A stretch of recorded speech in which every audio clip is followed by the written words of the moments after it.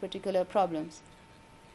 So we published a paper on basically establishing and protecting digital identity, and you can get more information regarding this from me later.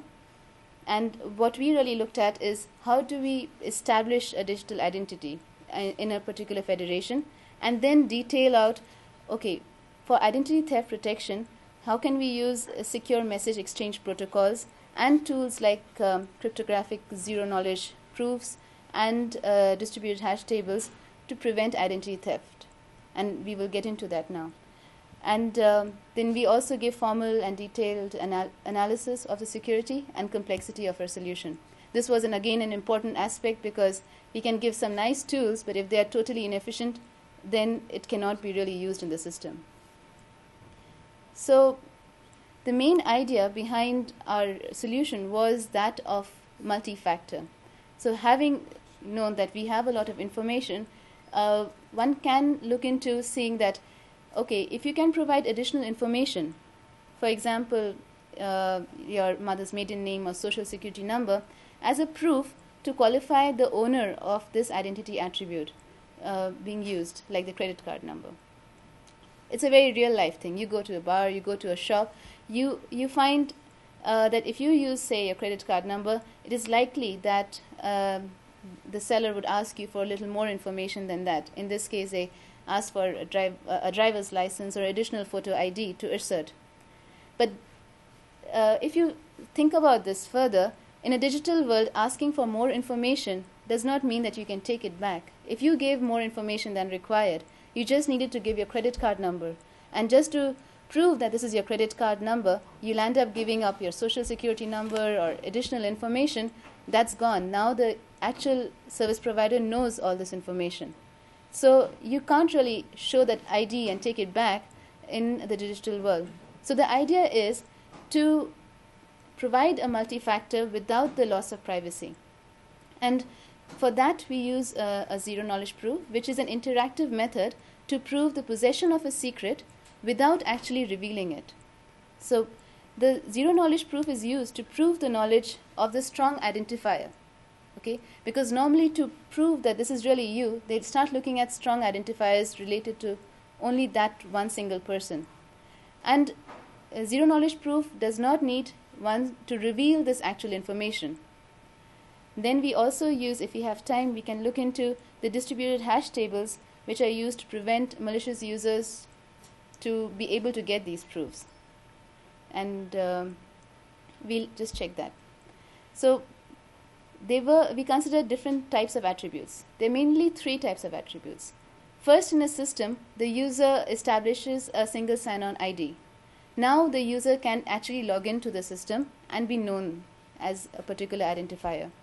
Now once this single sign-on ID has been established, you can voluntarily give information which cannot be really verified because it's not signed or it's not certified. So these are the uncertified attributes which do exist a lot in the system. And we argue that protecting these uncertified attributes is also quite important because most of the information that you give today is uncertified. I don't know how many people use digital certificates to get a lot of services. So how do we protect these? But then also have to consider the certified attributes because these are also used for more higher security services. So what we do is we say that we will add proofs, the concept of being able to prove the possession of these attributes without having to reveal them. And we will then call these attributes secured from identity theft. So that's the SIT. Okay, so there are two main phases of our solution. First is when we enroll or register. Here the user commits his strong identifiers to be used later as proofs of identity. Now these are the SIT attributes which I had described earlier. So once this commitment is made, what the user can do with these attributes is be able to prove that he knows the value of this attribute by presenting some other numbers without presenting the value of this actual attribute. So I can prove that I know that my social security number is so and so without really giving you the actual number. Okay? So these proofs are stored with something called the registrar. Then at the time of usage, before revealing the actual sensitive identifier, in that example it would be the credit card number, before revealing the actual sensitive identifier, these proofs have to be verified. That are these proofs correct? These proofs that you're giving me. So the example is as follows. Bob goes to the registrar. This is the registration phase. Okay, he tries to register his credit card number and social security number. What happens is that they get into one of the well-known zero-knowledge proof protocols where they land up setting up committed values. Now, these committed values are actual proofs which are used later to show that they know the values of this credit card number and the social security number.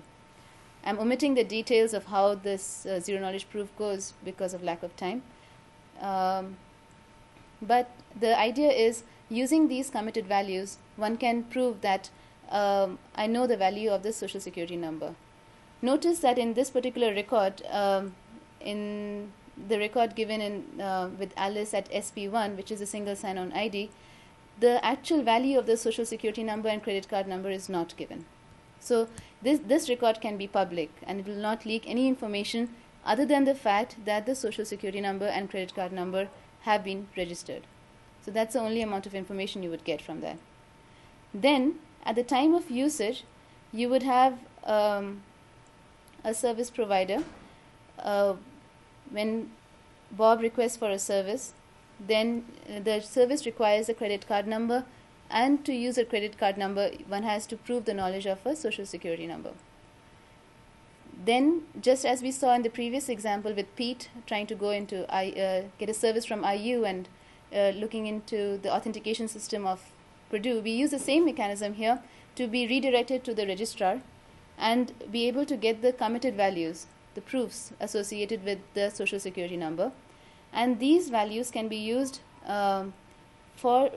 used by the service provider to check if Bob actually knows the values corresponding to the social security number tag or the credit card number tag.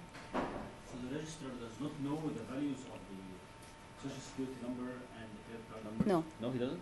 No.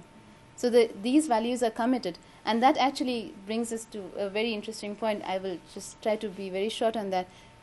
If the registrar does not know the values, he also does not know whether these values are correct or not. So that led to a nice way of, we established a technique for lazy validation.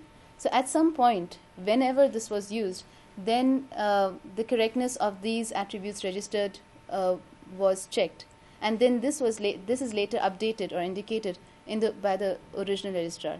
So we have pending states, and we update this state as the user actually uses the system. So if you use the system more, you're known more, and then people can assert strongly for you. But if the register does not know the values, so what are you committing to? What is the register committing? So you're committing a secret. Like if you commit a secret, that secret doesn't need to be revealed to the person you're committing it to. So I send it to you. It's not really a hash, but if I send you a hash of the secret, you can keep that hash and not know what is the value inside that hash. Basically, I don't understand why you have a register. The registrar He doesn't know what's the secret, and the service provider also doesn't know what's the secret. So they both don't know anything about it. But once you can reveal the secret, it can be verified whether the secret you committed was the secret. The secret you. Information it actually allows them, once you committed to that, you cannot change it. So whatever information you give afterwards, Right. identify yourself is based on that secret. The commitment value allows you to verify that indeed that's what you use. But I also have a question because we're talking about the lazy verification. Right. So to know that this, let's say that it's not gonna